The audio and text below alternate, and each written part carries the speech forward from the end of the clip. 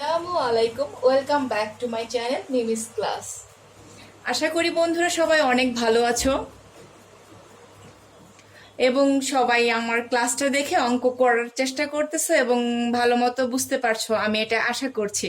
তো আজকে আমি ক্লাস 8-এর ফ্রেন্ডের জন্য নিয়ে এসেছি ক্লাস 8-এর চ্যাপ্টার 6-এর 6.1 পার্ট 1। আজকে আমি পার্ট 1 শুরু করব। আর চ্যাপ্টার 6 বা 6 অনুশীলনীতে কি আছে তোমরা সবাই জানো, তাই না? 6 অনুশীলনীতে তোমার কি আছে?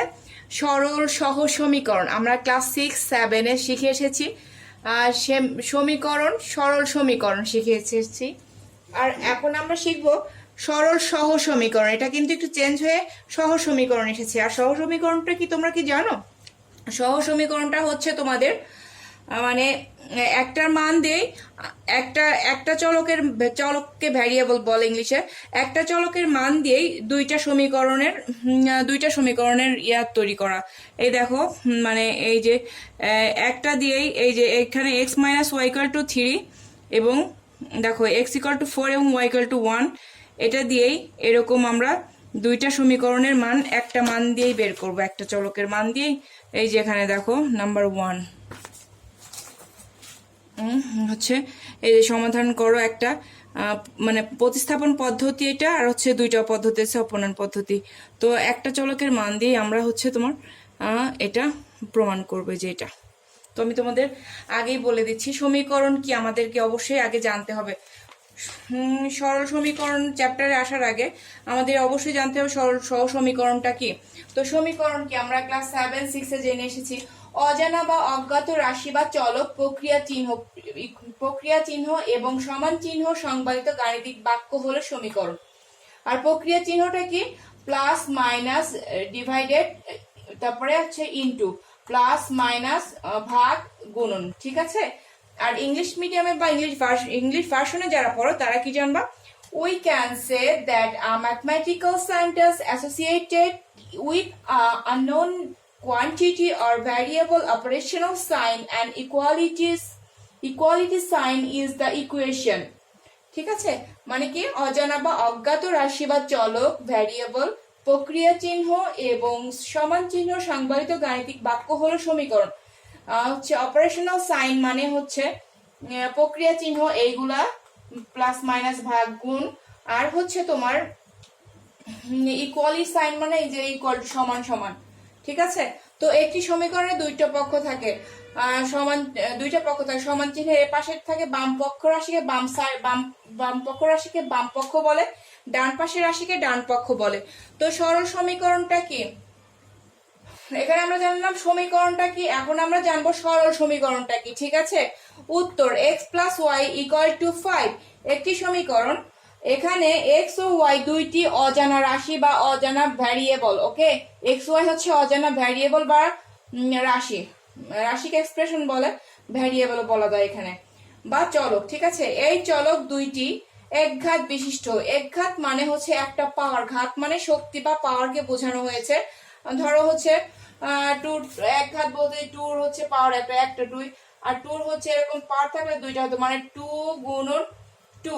এটা হচ্ছে একই জিনিসের দুইটা পাওয়ারকে এই ঘাত বলে, ঠিক আছে? ঘাত বা শক্তি বলে, পাওয়ার বা ঘাত, ঠিক আছে? ঘাতটা কি তোমরা এবার জানলে? তো তো আমি সরল সমীকরণ, তাহলে কি x plus y equal to 5 একটি সমীকরণ। এখানে x ও y দুইটি অজানা রাশি বা চলক, এই চলক দুইটি একঘাত বিশিষ্ট।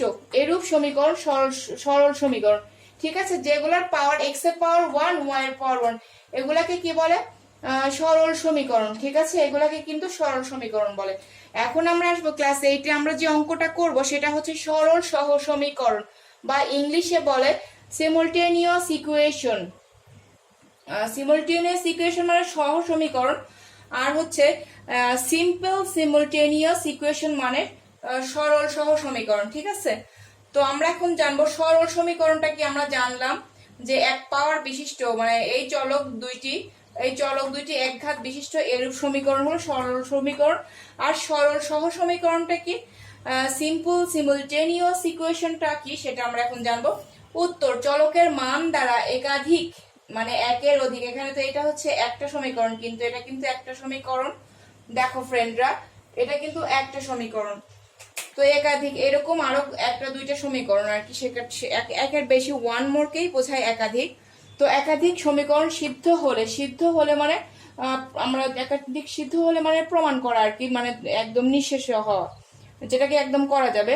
সিদ্ধ হলে সমীকরণ সমূহকে একত্রে সহ সমীকরণ বলা হয়। এবং চলক একঘাত বিশিষ্ট মানে একটা পাওয়ার, এই যে দেখালাম না আগে, একঘাত বিশিষ্ট হলে ওয়ান পাওয়ার বিশিষ্ট হলে সমীকরণকে সরল সহ সমীকরণ বলে। ঠিক আছে, তো আমরা কি জানলাম আজকে? সমীকরণ কি, তারপরে সরল সমীকরণটা কি, এখানে জাস্ট সমীকরণটা কি, এখানে সরল সমীকরণটা কি, এবং তারপরে কি সরল সহ সমীকরণটা কি। ঠিক আছে, আমাদের কিন্তু এই চ্যাপ্টার 6 এর অবশ্যই এটা জানতে হবে, চ্যাপ্টার 6 এর এটা আমাদের জানতেই হবে তিনটা, না হলে কিন্তু আমরা অঙ্কটা করে মজা পাবো না। তো চলকের বলতে এই চলকে একটা চলকে এক্স কিংবা ওয়াই এর মান দিয়ে, বুঝছো, একটা সমীকরণ বেশি মানে দুই তিনটে সমীকরণের আমরা একাধিক সমীকরণ সিদ্ধ হলে বা প্রমাণ করতে পারলে সেটাই হোক কি সহ সমীকরণ। আর হচ্ছে ওয়ান ডিমেনশন, যারা ইংলিশ ভার্সনে পড়ে তাদের হচ্ছে ওয়ান ডিমেনশন মানে হচ্ছে একঘাত। ঠিক আছে, একঘাত মানে এক পাওয়ার, ওয়ান ডিমেনশন দ্যাটস মিন একঘাত বিশিষ্ট। ওকে, তো আমি এখন তোমাদেরকে এটা দেখিয়ে দিলাম। আর সমীকরণ জানতে হলে তোমাদেরকে অবশ্যই ক্লাস 7 তোমরা শিখে এসেছো সমীকরণের বিধিসমূহ, তাই না?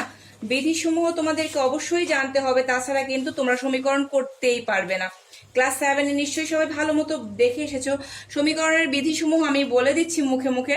পক্ষান্তর বিধি ছিল এই পাশে প্লাস থাকলে ওই পাশে মাইনাস হয়ে যায়, ওই পাশে মাইনাস থাকলে এই পাশে চলে আসে, ইকুয়াল টু এই পাশে চলে আসলে প্লাস হয়ে যায়। ঠিক আছে, আর এই পাশে গুণ থাকলে ওই পাশে ভাগ হয়ে যায়, ওই পাশে গুণ থাকলে এই পাশে ভাগ হয়ে যায়।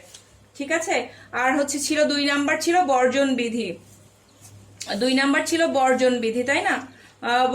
বর্জন বিধি মানে এই পাশেটা ওই পাশে যায়, চেঞ্জ হয়ে যায়, ওই এই পাশেটা ওই পাশে নিয়ে গেলে চেঞ্জ হয়ে যায়। ঠিক আছে, এটা হচ্ছে বর্জন বিধি ছিল। গুণের বর্জন বিধি ছিল। গুণের বর্জন বিধি কিরকম, আমি যখন অঙ্ক আমি করাবো তখন তোমাদের গুণের বর্জন বিধি সম্পর্কে আলোচনা করব। আমি শুধু বিধিগুলো বলে দিচ্ছি, বিধি বা রুলস গুলা কি ছিল। তারপরে আর গুণ বিধি বা ক্রস ইনটু ক্রস কি, ধরো ক্রস ইনটু কেমন তোমার,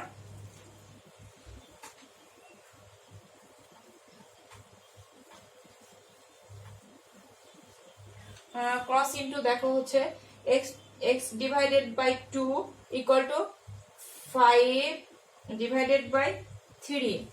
তো এখন ক্রস, এটা হচ্ছে কিন্তু ক্রস, দেখো এটার সাথে এটা আসবে আর এটার সাথে এইটা যাবে। তো ফার্স্টে কিন্তু আমাদের এটাই লিখতে হবে, x ইনটু 3 ইকুয়াল টু, যেখানে কিন্তু ভাগ অবস্থা আছে না 3টা, তো ভাগ এই পাশে চলে আসলে কি হবে, গুণন হয়ে যাবে। এটাই হচ্ছে আর গুণ বিধি ক্রস মাল্টিপ্লে। ঠিক আছে, তাহলে কি হলো, x3 কে x এর সাথে 3 গুণ করলে 3x হবে এটা। আর আমি একবারে লিখে দেই, আমরা জানি এই সংখ্যাটা আগে রাখতে হয় 3x, আর হচ্ছে 2 5 যার কত হয় 2 ইনটু 5, তাহলে কি হয় আমাদের 3x ইকুয়াল টু 2 5 যার কত হয় 10, তাই না? 2 5 যার 10, এটাই কিন্তু আমাদের হচ্ছে ক্রস মাল্টিপ্লে বা আর গুণ বিধি, যে বিধিগুলো সমীকরণে আসে, যেগুলো অবশ্যই জানতে হবে। এবং সমীকরণের অঙ্কে, সমীকরণ ইকুয়েশন ম্যাথে কিন্তু এগুলাই থাকে। ঠিক আছে, তো দেখো এটা এখানে আসে, আবার এখন মানে এটা জাস্ট বোঝাইলাম। আবার দেখো এটাকে কিন্তু সবসময় এরকম করে নিতে হয়, এক্স এর মান এভাবে বের করে নিতে হয়। এটা আমি দেখলাম জাস্ট, এটা হচ্ছে তোমার হচ্ছে আর গুণ বিধিটা কেমন হয় এটা। আর তোমরা তো জানো যে ইনটু অবস্থায় থাকলে কিন্তু এই দেখো 3x আসছে, ওই পাশে 10 আছে। ঠিক আছে, কিন্তু আমি এখন কি করবো, x এই পাশে রেখে ওই পাশে 10 এর নিচে 3 দিলে এটা কিন্তু যেটা ভাগ করলে আসবে, সেটাই কিন্তু যেটা ভাগ করলে আসে সেটাই হচ্ছে এক্স এর মান হবে। ঠিক আছে, জাস্ট আমি এটা নিয়মটা দেখাই দিলাম যে এটা হচ্ছে আর গুণ বিধি। আর বিধির সময় তোমাদের অবশ্যই জানতে হবে বিধি বা রুলস। আর হচ্ছে প্রতিসাম্য বিধি কি, ধরো এই পাশে 5 আছে, এই 5টা সরাসরি তুমি এই পাশে নিয়ে আসলা, আর x প্লাস ওয়াইটা সরাসরি ওই পাশে দিয়ে দিলা, এটা হচ্ছে প্রতিসাম্য বিধি। এটা হচ্ছে 4 নাম্বার বিধি, প্রতিসাম্য বিধি মানে সরাসরি চেঞ্জ করা। অনেক সময় দেখা যায় এই পাশে মাইনাস থাকে, মাইনাসটাকে যাতে আমরা ওই পাশে না রেখে এই পাশে সরাসরি নিয়ে আসতে পারি, তাহলে আমাদের সুবিধা হয় করার সময়। জাস্ট সরাসরি চেঞ্জ করাকে, এক কথায় সরাসরি এই পাশ থেকে ওই পাশে চেঞ্জ করাকেই প্রতিসাম্য বিধি বলে। তো তোমাদেরকে আমি আজকে সহজেই বুঝিয়ে দিলাম সমীকরণ কি, সরল সমীকরণ কি, সরল সহ সমীকরণ কি। আর আমি আজকে পার্ট ওয়ানে জাস্ট তোমাদেরকে আমি জাস্ট তোমাদেরকে শুধু একটা অঙ্ক আজকে করাবো। সেটা হচ্ছে সমীকরণের 1 নম্বর অঙ্কটা, সরল সহ সমীকরণের 1 নম্বর অঙ্কটা শুধু করাবো আজকে। একটা করে তোমাদের বুঝিয়ে দেবো, কারণ আমাদের সমীকরণের দুইটা পদ্ধতি আছে, তাই না? ক্লাস 8-এ প্রতিস্থাপন পদ্ধতি, মেথড অফ সাবস্টিটিউশন, আর 2 নম্বর পদ্ধতি কি, মেথড অফ ইলিমিনেশন পদ্ধতি। তো আমি আগের মতোই তোমার 4.1 এর মতোই পার্ট 1 থেকে পার্ট 1 পার্ট 2 এভাবে 2-3টা করে অঙ্ক করাতে থাকবো। তোমরা যারা দেখবে এভাবে পার্ট 1 পার্ট 2 সার্চ দিলেই তোমরা কিন্তু পেয়ে যাবে, ঠিক আছে? তো আমি আজকে মেথড 1 মানে প্রতিস্থাপন পদ্ধতিটা কিভাবে করে সেটাই আমি তোমাদেরকে দেখিয়ে দেবো 1 নাম্বারটা করে। প্রতিস্থাপন পদ্ধতির রুলস কি লেখা আছে, একটি যে কোনো সমীকরণ থেকে চলক দুইটির একটির মান অপরটির মাধ্যমে প্রকাশ করা লাগবে। অপর সমীকরণে প্রাপ্ত চলকের মানটি স্থাপন করে এক চলক বিশিষ্ট সমীকরণ সমাধান করা। নির্ণীত সমাধান প্রদত্ত সমীকরণ দুইটি যে কোনো একটিতে বসিয়ে অপর চলকের মান নির্ণয় করা। তো আমি 1 নাম্বার করে তোমাদেরকে অবশ্যই এখন বুঝিয়ে দিব। তার পরবর্তী পার্ট 2-তে আমি 2, 3, 4 করার চেষ্টা করব। তো আমি এখন তোমাদের করে দেখাই দিচ্ছি।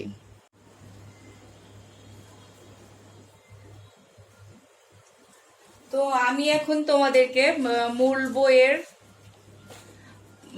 বইয়ের রুলস নাম্বার 1 প্রতিস্থাপন পদ্ধতিতে আমি ফার্স্টে যে একটা নিয়ম মানে একটা অঙ্ক আছে 1 থেকে 12 পর্যন্ত যে অঙ্কগুলো আছে তার ভিতরে আমি তোমাদের 1 নাম্বার আজকে দেখিয়ে দিচ্ছি। এরপর পরে আমি পরবর্তী পার্টগুলো দেবো। তো দেখো 1 নাম্বারে কি আছে, x plus y equal to 4 একটা ইকুয়েশন, কিন্তু এটা ইকুয়েশন বা সমীকরণ। আর হচ্ছে x minus y equal to 2 এইটা হচ্ছে ইকুয়েশন। তো এখানে দুইটা সমীকরণ আছে, কিন্তু আমরা এটা নিয়মে কি বলে দিয়েছিল, একটা চলকের মান দিয়ে দুইটাতে বসালে যেন এই ফলাফলগুলা পাওয়া যায়। এটা আসে, এটা সমান এটা এবং এটা সমান এইটা। জাস্ট এই যে কোনো একটা এক্স কিংবা ওয়াই চলকের যে কোনো একটার মান বের করলেই যেন আমরা দুইটাই সমাধান করতে পারি, এটাই কিন্তু রুলসে বলা আছে প্রতিস্থাপন পদ্ধতিতে।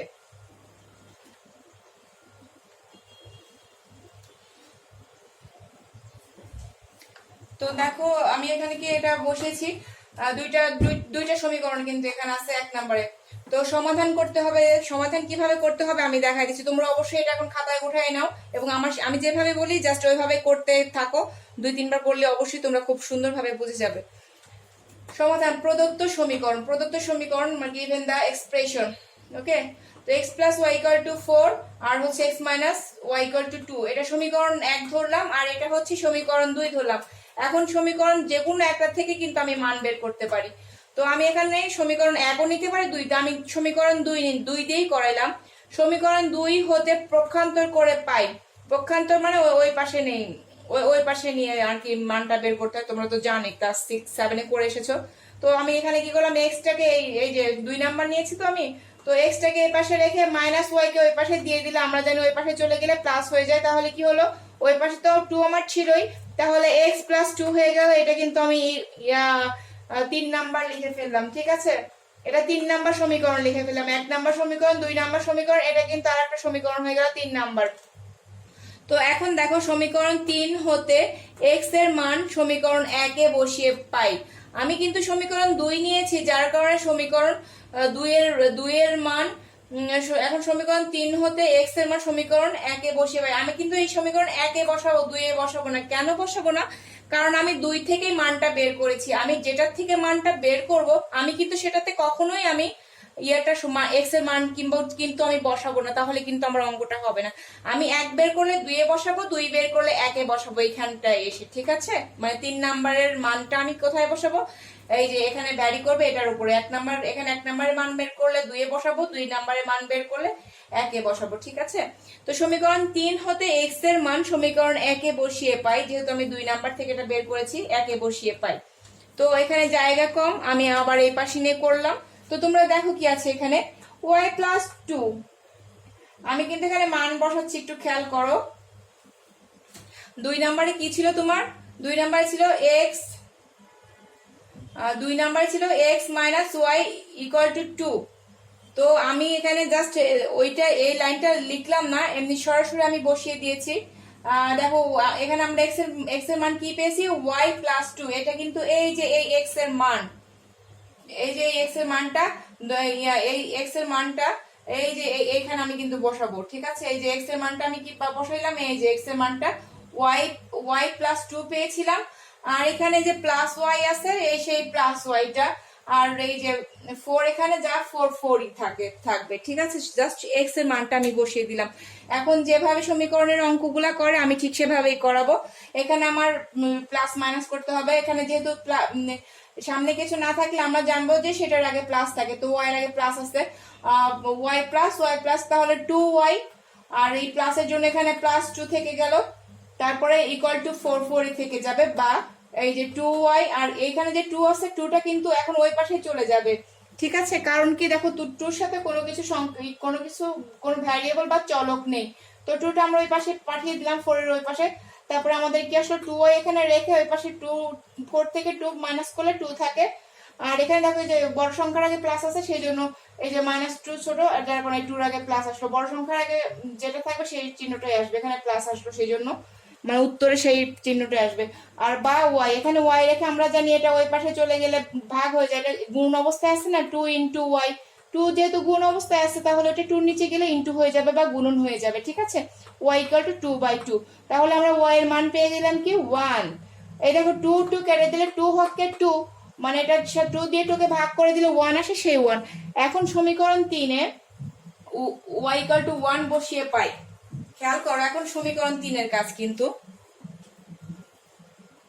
এখন সমীকরণ 3 এ ওয়াই এর মান বসিয়ে পাই, ঠিক আছে? সমীকরণ 1-2 এর কাজ, এখন সমীকরণ 3 এ ওয়াই এর মান বসিয়ে পাই। 3 এ আমাদের কি ছিল? x equal to y plus 2। তো আমি জাস্ট ওয়াই এর মানটা 1 বসিয়ে দিয়েছি সরাসরি। তোমরা এই লাইনটা লিখেও নিতে পারো, লিখে নেওয়াটাই ভালো, কিন্তু আমি লিখি নাই আর কি, আমি এখানে লিখি নাই।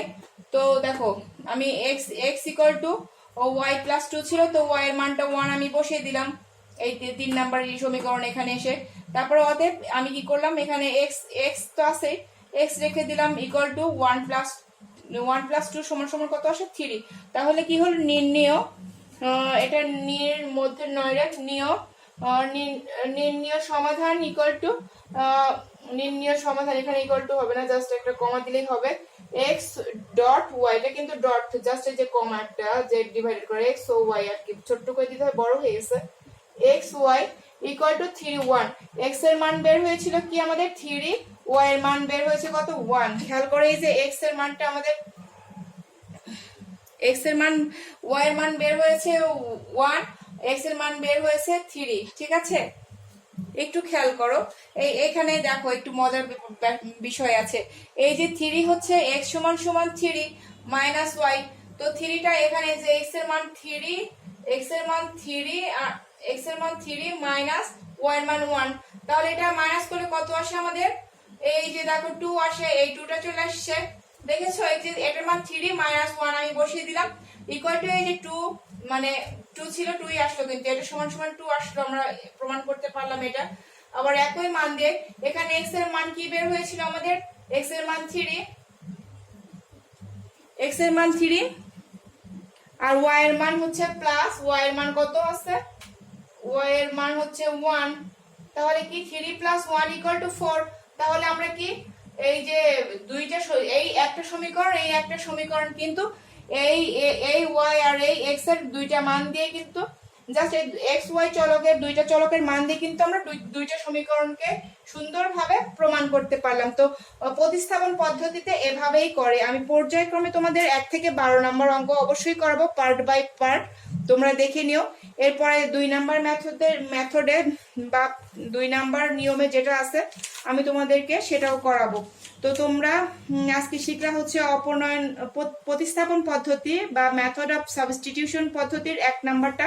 এর পরবর্তীতে আমি 2 3 4 করাবো, তারপরে 1 থেকে 12 পর্যন্ত এটা করানোর পরে তারপর আমি তোমাদেরকে করাবো অপনয়ন পদ্ধতিতে যে অঙ্কগুলো আছে, সেই অপনয়ন পদ্ধতিতে যে অঙ্কগুলো আছে সেগুলো আমি 13 থেকে 26 পর্যন্ত পর্যায়ক্রমে খুবই সুন্দরভাবে বুঝিয়ে দিব। এবং আমি আশা করি তোমরা আমার সাথে থাকবে এবং আমার চ্যানেলটা তোমার সব ফ্রেন্ডকে জানিয়ে দিও এবং তোমরা একটু সাবস্ক্রাইব করে দিও। তাহলে তোমরা সবাই ভালোভাবে অঙ্ক জানতে পারবে এবং তোমার যে রিলেটিভ আছে তারাও ভালোভাবে অঙ্ক জানতে পারবে এবং বুঝতে পারবে। আমার উদ্দেশ্য বা পারপোজ কিন্তু একটা, তোমরা খুব সুন্দরভাবে অঙ্কগুলো জানো এবং অঙ্ক নিয়ে যেন তোমাদের ভিতরে কোনো রকম ভয় না থাকে যে বাবা অঙ্ক এত কঠিন, আসলে অঙ্ক এত কঠিন না, খুব ইজি। তো তোমরা সবাই খুব ভালো থাকো। আসসালামু আলাইকুম, আল্লাহ হাফেজ।